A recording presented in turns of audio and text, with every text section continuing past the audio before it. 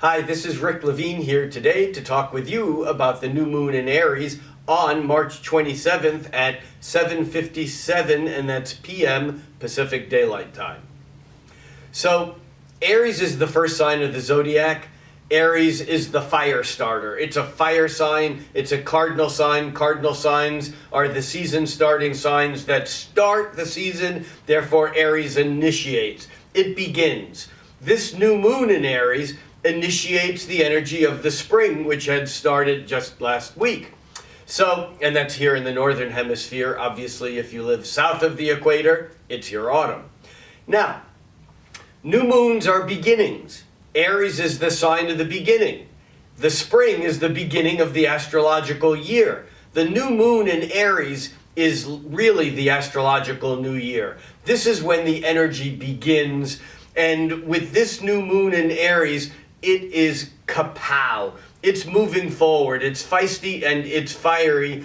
But there's a tinge of sweetness to this new moon because Venus, the planet of love, the planet of desire, Venus, the goddess of beauty, is joining up with this new moon that gives this kind of go get 'em, kind of accomplish, overcome, defeat your opponent, which is all Aries energy. It's Mars. And we'll talk more about Mars in a moment. But Mars is the planet of Aries, and yet this particular moon says, Venus is here, and you're not going to forget about me, boys, or boys and girls, because Venus sweetens the energy. So this is very nice. It's very powerful. But we also have an exact conjunction between Mercury, the communicator planet, Mercury, the planet of sending and receiving information. Mercury is exactly lined up with Uranus. Uranus is the explosive planet.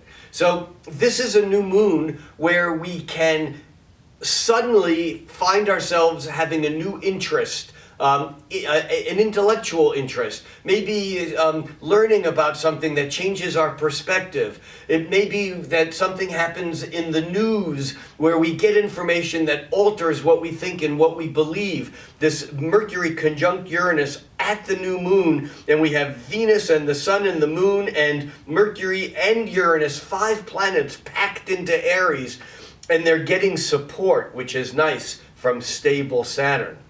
However, there's always a however, we also have Jupiter that is exactly squaring Pluto today. This is a long-term cycle that's been going on since last fall. Jupiter is the planet of bigger, better, more, and Pluto is the underworld, the hell realms. What this means is that stuff that's been hidden comes out into the open. We get to see the things that sometimes maybe we don't want to see.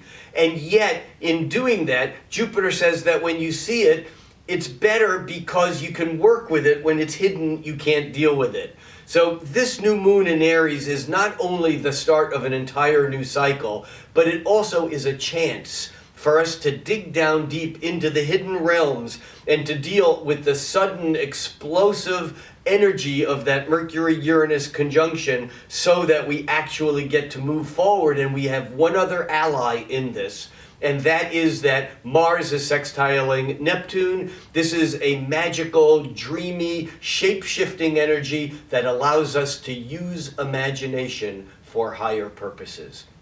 For Tarot.com, I'm Rick Levine.